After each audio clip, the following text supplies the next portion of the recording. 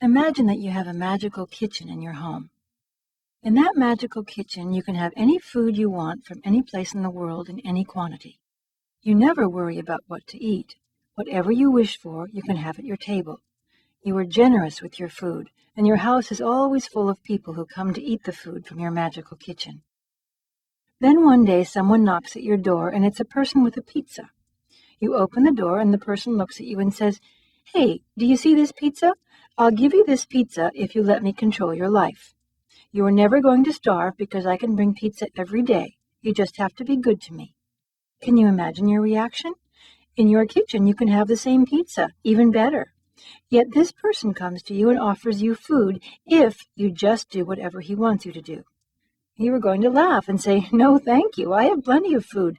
You can come into my house and eat whatever you want, and you don't have to do anything. No one will manipulate me with food." Now imagine exactly the opposite. Several weeks have gone by and you haven't eaten.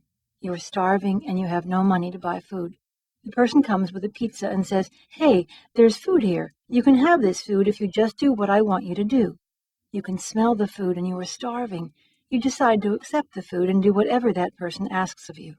You eat some food and he says, "If you want more, you can have more, but you have to keep doing what I want you to do." You have food today, but tomorrow you may not have food, so you agree to do whatever you can for it. You can become a slave because of food, because you need food, because you don't have it. Then, after a certain time, you have doubts. You say, "What am I going to do without my pizza? I cannot live without it. What if my partner decides to give the pizza to someone else? My pizza." Now imagine that instead of food, we are talking about love.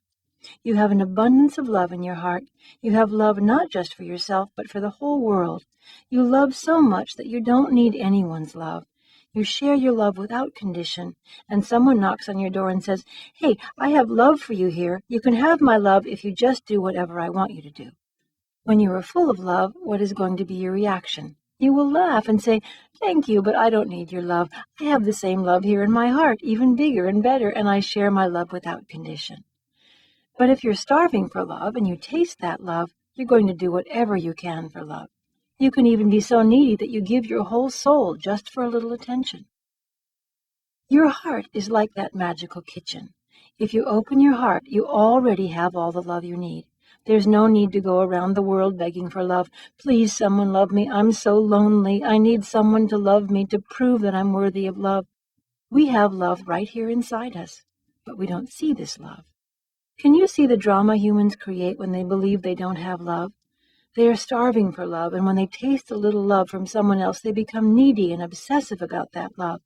Then comes the big drama. What am I going to do if he leaves me? How can I live without her?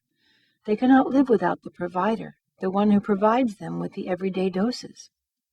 And for that little piece of love, because they are starving, they allow other people to control their lives.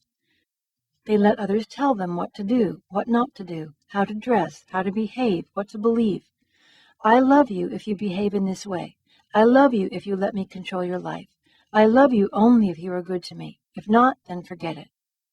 The problem with humans is that they don't know they have a magical kitchen in their heart. All this suffering begins because long ago we closed our hearts and we no longer feel the love that is there.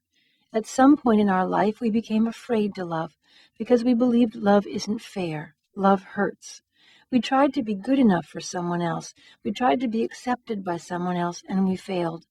We have already had 2 or 3 lovers and a few broken hearts. To love again is to risk too much.